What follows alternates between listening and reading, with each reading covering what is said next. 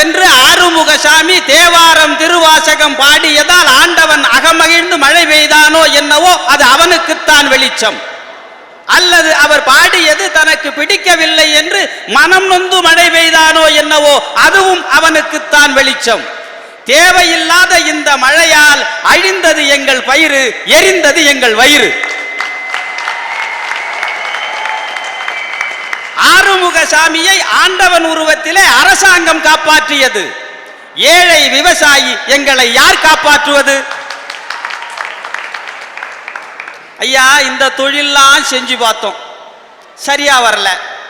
சரி, வேற தொழில் ஏதாவது செய்யலான்னு யோசனை பண்ணிக்கிட்டு இருந்தோம். டீ கடையில் போய் டீ குடிச்சிட்டு பேப்பர் பார்த்தேன். அந்த பேப்பரில் போட்டிருந்தது சிறு தொழில் தொடங்க லோனு கொடுக்குறாங்கன்னு. அடித்து மோதிக்கிட்டு பேங்க் ஓடுனேன். போய் பேங்க் மேனேஜர்கிட்ட நின்னேன். என்னன்னாரு, ஐயா லோனு கொடுங்க பேப்பரில் போட்டிருக்குன்னு. என்ன லோனு வேணும்னாரு. மாட்டு லோனுன்னு. முன் அனுபவம் இருக்கான்னாரு. மாடு மேய்க்க அமெரிக்கா போயா கற்றுக்கிட்டு வரணும்? ஏற்கனவே இருக்கிற தொழிலை விட்டுட்டு தானே இப்போ அதை செஞ்சுக்கிட்டு இருக்கிறோம். அந்த லோனு கொடுக்கறது இல்லை, வேற லோனு கேளுன்னார். அவர் ஒரு முடிவு பண்ணிட்டாருங்க, லோனு கொடுக்கறது இல்லைன்னுட்டு. இவர் என்னமோ 4 வேதம் 6 சாஸ்திரம் 64 கலிக்கானம் 96 தத்துவம் 18 புராணம் சித்தி வித்தியாதரர் கிண்ணரர் கிம்புருடர் 30 முக்கோடி தேவர்கள் 48,000 ரிஷிகள் இவங்கெல்லாம் ஆசீர்வதிச்சு அஞ்ச மாதிரியோ, நாங்கள்லாம் வாத்து முட்டையில அவைய வச்சு பொறிச்ச மாதிரியும் எங்களை பார்த்தாலே பேங்க் மேனேஜருக்கு பிடிக்கிறது இல்லை. ஐயா, இவங்களுக்கு எப்படியா பேங்க்ல லோனை தருவாங்க?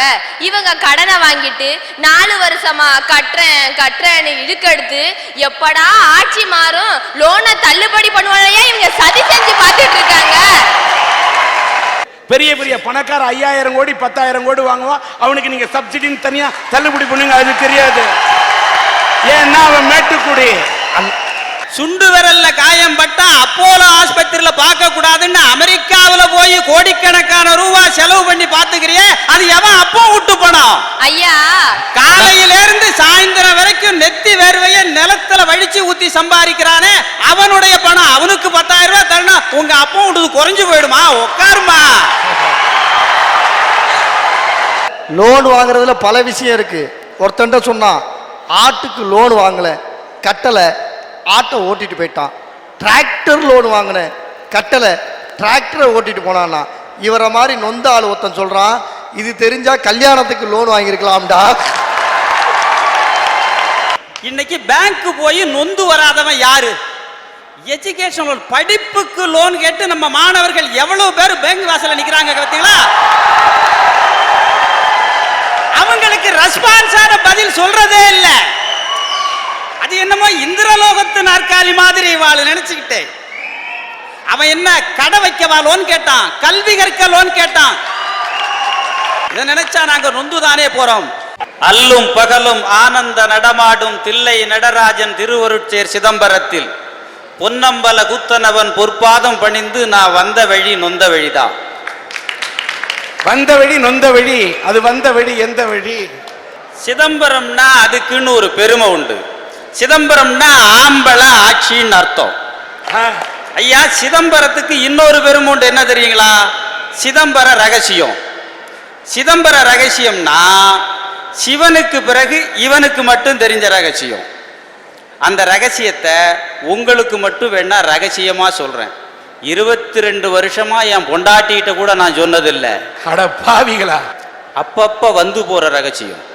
சிதம்பர ரகசியம்னா என்னன்னீங்கன்னா, சிதம்பரத்துல எல்லாம் நொந்து போய் கிடக்குறான். இதான் சிதம்பர ரகசியம். ஐயா, நொந்து போனவன் நொந்து போன மாதிரியே இருக்கக்கூடாதுங்கிறதுக்காகத்தான் தெம்பா வந்திருக்கிறேன். நொந்து போயிருக்கிறது தெரியக்கூடாதுங்கிறதுக்காகத்தான் இந்த மீசையை வச்சு மெயின்டைன் பண்ணிக்கிட்டு இருக்கேன். மீசையை வச்சு? ஆமா ஐயா, இந்த நாட்டில் 2 தொழில் முதுகெலும்பா இருக்கு.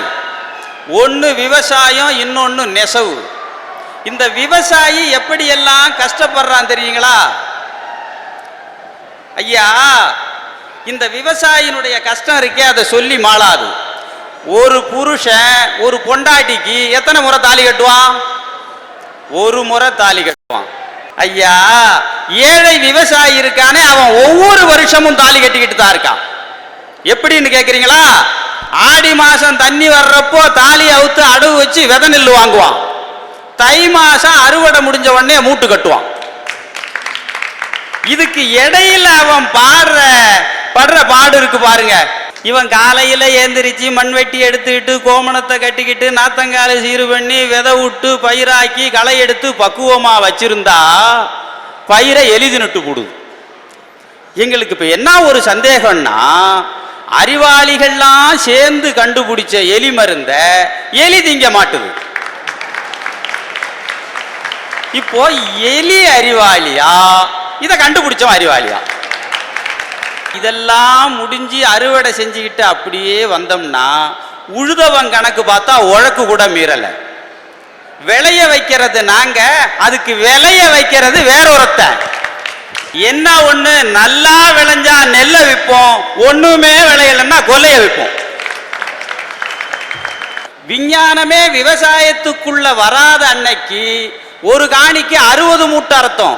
அந்த கருமம் வந்ததுக்கு பிறகுதான் 20 மூட்டை அறுத்துக்கிட்டு இருக்கும்.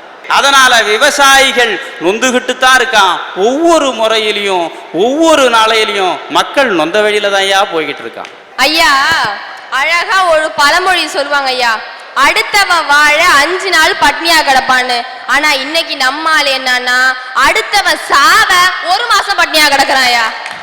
வாழ்றதுக்கு யோசனை பண்றவன் அசந்துருவாயா, ஆனா கெடுக்கிறதுக்கு யோசிச்சுட்டே இருக்கான் பாருங்க, அவன் ஒரு நாளும் அசரவே மாட்டாங்கய்யா.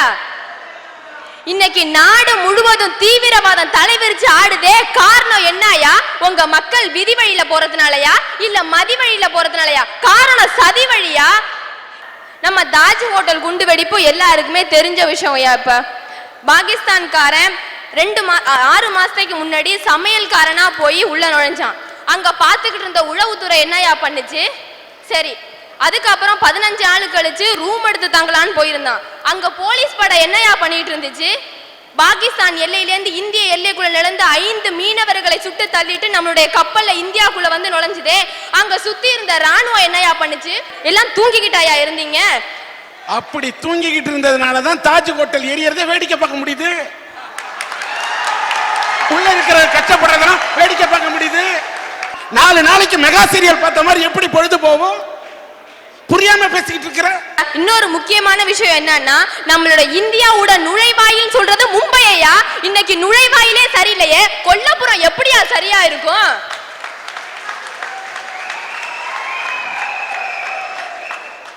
பாகிஸ்தான்ல இருந்து கப்பல்ல வந்து இறங்கினால கண்டுக்க மாட்டாங்களா? நம்ம ஊர்ல எவனா சைக்கிள் லைட் எல்லாம் போனா புடிச்சுன்னு இருக்கான். ராத்திரியில பொண்டாட்டி கூட போனாக்க தள்ளின்னு வந்திருக்கிறியான்னு கேக்குறான். ஐயா, இன்னைக்கு எத்தனையோ இன்ஜினியரிங் காலேஜஸ்ல கேம்பஸ் இன்டர்வியூ நடக்கிறது இல்லையா? காரணம் என்ன? இன்னைக்கு எவன் கிட்ட நிதி இருக்கோ அவன் தான் சதி செஞ்சு இன்னைக்கு வேலைக்கு போயிட்டு இருக்கான். இன்னைக்கு என்னருமே சகோதரர்கள் எவ்வளவு பெரிய வேலை இல்லாம இருந்துட்டு இருக்காங்க. இன்னைக்கு நாட்டுல நிறைய பேர் படிச்சவங்க இருக்காங்கன்னு சொல்றீங்கயா, வேலையில இருக்காங்கன்னு சொல்றீங்க. ஆனா படிப்புக்கு ஏத்த வேலையில யாருமே இல்லன்னு தான் நான் சொல்லுவேன். இதெல்லாம் பாக்குற மக்கள் என்ன பண்றாங்கன்னா, சதி வழியில தான் போயிட்டு இருக்காங்க. அதனாலதான் சொல்றேன், சதி வழிதான் இன்னைக்கு மக்கள் போற வழி. ஐயா, ஆரம்பத்துல எல்லாருக்கும் வணக்கம் சொல்வாங்க ஐயா. எப்படின்னு கேட்டீங்களா? பெற்றோர்களே, தாய்மார்களே, நண்பர்களேன்னு வணக்கம் சொல்லுவாங்க ஐயா. ஆனா நான் யாருக்கு தெரியுமாயா வணக்கம் சொல்றேன்? என் தங்க தலைவன், சதிகார தலைவன் ஹிட்லருக்கும் சதிகார சக்கரவர்த்தி முசோலினிக்கும் நான் வணக்கம் சொல்லிக்கிறேன் ஐயா. அவங்க இன்னைக்கு வணக்கம் சொன்ன விதம் வேணா சரியா இருக்கலாம், ஆனா இன்னைக்கு மாபெரும் சதி செஞ்ச அந்த முசோலினியும் இன்னைக்கு வந்து ஒரு வரலாற்றுல ஒரு கருப்பு புள்ளியா தான் எனக்கு இடம் பிடிச்சு மக்கள் படிச்சுட்டு இருக்காங்க. அதை மறந்துடாதீங்க ஐயா. இன்னைக்கு கருப்பு புள்ளிகள் தான் நாட்டுல பெரும் புள்ளிகளா இருந்துகிட்டு இருக்கு ஐயா. சதினா என்னங்கய்யா? ஒருத்தனை அழிச்சிட்டு இல்ல ஒருத்தனோட முயற்சியை நான் புடுங்கிட்டு முன்னாடி போய் நிக்கணும்னு நினைக்கிறேன் பாருங்கய்யா, அதுதாங்கய்யா சதி. ஒரு பழமொழி ஒண்ணு இருக்குயா, பொண்டாட்டிக்காரன் பொண்டாட்டி அடிக்க திண்ணையில கிடந்தவளாம் தேம்பி தேம்பி அழுதானோ. அது மாதிரியா இன்னைக்கு பக்கத்து வீட்டுக்காரனுக்கு கண்ணுல தண்ணி வரலன்னா இன்னைக்கு நம்மாரு நிம்மதியா தூங்குறானையா? இன்னைக்கு பாதி பேரு தூங்காமதையா இருந்துகிட்டு இருக்கான். நாங்கெல்லாம் யாரு தெரியுமாங்கய்யா? ஒருத்தனை புதைக்க இன்னொருத்தனை விட்டு குழி வெட்ட சொல்லுவோம், ஆனா 2 பேரையும் அதிலே போட்டு புதைச்சிருவோம். அதான்யா நாங்க. ஷைலோ ஜெசி பிரான்சிஸ்கா என்ற இந்த பெண்ணுக்கு 12 வயது. இந்த பெண்ணை நான் ஏன் மேடைக்கு அழைச்சிருக்கிறேன்? ஏதாவது பிறந்த நாள் வாழ்த்து கூற போறேனா அப்படின்னு நினைக்கலாம். இல்லைங்க, இது ஒரு மனிதநேய பறவை, இது ஒரு புரட்சி பெண். இந்த இளந்தளிருடைய உணர்வை பார்க்கின்றேன். எப்படி மலை உயர்ந்து நிற்கின்றதோ அதை போல இந்த பெண் உயர்ந்து நிற்கிறார். எப்படி தெரியுமா? 12 வயசு. 12 வயசுல அப்பா அம்மா கொடுக்கக்கூடிய அந்த பாக்கெட் மணி, அந்த கை செலவுக்கு கொடுக்கக்கூடிய பணத்தை கிடைச்சா பிள்ளைங்க சினிமா பார்க்கலாமா, இல்ல சிம் கார்டு வாங்கலாமா, செல்போன் வாங்கலாமா, இல்ல நல்ல ட்ரெஸ் வாங்கலாமா என்று நினைக்கக்கூடிய குழந்தைகளுக்கு மத்தியில் தனக்கு தன் தாய் தந்தை கொடுத்த சின்ன சின்ன அந்த ரூபாயை சிறுதுளி பெருவெள்ளம் என்று சேர்த்து வைத்து அவற்றையெல்லாம் இப்படி கஷ்டப்படக்கூடிய குழந்தைகளின் இன்னைக்கு 500 ரூபாய் அந்த கலைச்செல்வியின் குடும்பத்துக்காக 500 ரூபாய் கொடுத்தது இந்த ஷைலோ ஜெசி பிரான்சிஸ்கா. இதுவரை இப்படி ஏழைகள் கஷ்டப்படுவதற்காக படிப்பு செலவுக்கும் காச நோயால் மற்றும் வேறு சில நோயால் தொழுநோயாலும் பாதிக்கப்பட்டவர்களுக்கு உதவி செய்ய வேண்டும் என்று சிறு சிறு தொகையாக சேர்த்து வைத்து இதுவரை லட்ச ரூபாய் கிட்டத்தட்ட 98,000 ரூபாயை இந்த பெண் சேவை மனப்பான்மையோடு அள்ளி வழங்கியிருக்கின்றார். கிட்டத்தட்ட கொடுத்தது லட்சம், ஏழைகளுக்கு கொடுக்க வேண்டும் என்பதுதான் இந்த பெண்ணின் லட்சியம். இந்தியன் டெவலப்மெண்ட் ஃபவுண்டேஷன் என்ற தொண்டு நிறுவனம் அவர்களுக்கு கிட்டத்தட்ட ஒரு 18 ஆஸ்பத்திரி இருக்கின்றது. அவர்கள் காசநோயில் பாதிக்கப்பட்டவர்கள் உதவி செய்கிறார்கள். அந்த ஃபவுண்டேஷனை சார்ந்தவர்கள் இந்த பெண்ணின் சேவையை பாராட்டி இந்த சிறு வயதிலேயே இப்படி சேவை மனப்பான்மையுடன் இவர் அடுத்தவர்களுக்கு உதவிய காரணத்தால் இவருக்கு இளம் தூதர் என்ற பட்டத்தை கொடுத்திருக்கின்றார்கள். ஒரு யங் அம்பாசிடர் என்று இந்த இளம் வயதிலேயே இளம் தூதர் என்ற பட்டத்தை இந்த பெண் பெற்றிருக்கின்றார். இந்த சேவை குணத்தை பார்க்கும் போது இவர் அண்ணாமலை நகரை சேர்ந்தவர் என்பதுதான் எனக்கு அடுத்த பெருமையை சேர்க்கக்கூடிய ஒரு விஷயம். இந்த ஷைலோ ஜெசி பிரான்சிஸ்கா இந்த இளம் வயதில் சாதித்திருக்கிறார். இவர் மேலும் மேலும் சாதித்து எதிர்காலத்தில் இவர் ஒரு அன்னை தெரேசாவை போல இந்த அன்னை உள்ளம் கொண்ட இந்த பெண்மணி வர வேண்டும்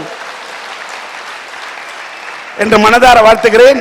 சன் டிவியினுடைய அரட்டை அரங்கத்தின் சார்பில் அவருடைய சேவை மனப்பான்மையை பாராட்டி அவருக்கு இந்த பொன்னாடையை பொருத்துகின்றேன்.